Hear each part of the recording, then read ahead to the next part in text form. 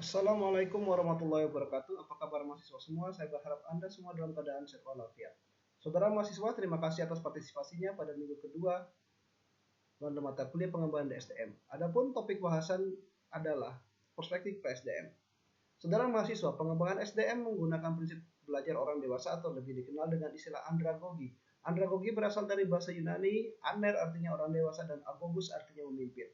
Dalam andragogi, keterlibatan orang dewasa dalam proses pembelajaran jauh lebih besar sebab sejak awal harus diadakan suatu diagnosa kebutuhan, merumuskan tujuan dan mengevaluasi hasil belajar serta mengimplementasinya secara bersama-sama.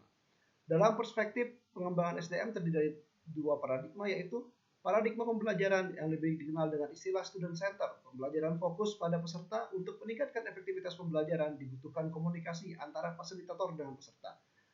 Asumsi tentang paradigma pembelajaran menurut Swanson dan Holton 3 pada tahun 2021.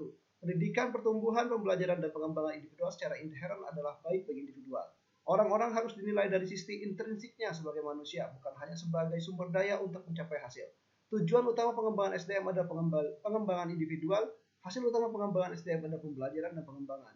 Organisasi akan maju lebih baik dengan memiliki individual yang dikembangkan secara penuh. Individual harus mengontrol proses belajarnya sendiri, pengembangan individual harus holistik. Sedangkan paradigma kedua adalah paradigma kinerja. Menurut paradigma kinerja, hal terpenting dalam pengembangan SDM adalah peningkatan dari kinerja SDM. Kinerja SDM ini sangat berpengaruh terhadap pencapaian target organisasi atau perusahaan. Asumsi teoritis tentang paradigma kinerja menurut Swanson dan Holton 3 adalah sistem kinerja harus meningkatkan kinerja untuk bertahan hidup dan berhasil baik. Individu yang bekerja dalam sistem memiliki kinerja apabila ingin memajukan karir dan memelihara pekerjaannya. Tujuan akhir PSDM adalah memperbaiki kinerja dan menyediakan sumber daya yang mendukungnya. Hasil utama PSDM tidak hanya belajar tapi juga kinerja.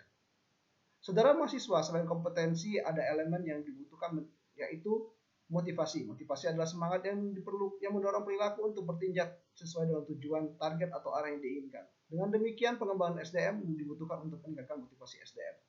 Saudara mahasiswa, pertemuan ini aktivitasnya adalah diskusi. Batas akhir pengumpulan diskusi adalah 2 minggu dari sekarang.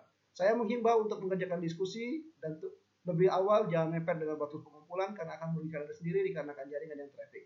Selamat mengikuti aktivitas tutorial dan ditunggu partisipasi aktifnya dalam diskusinya. Mohon kerjasamanya. Terima kasih. Assalamualaikum warahmatullahi wabarakatuh.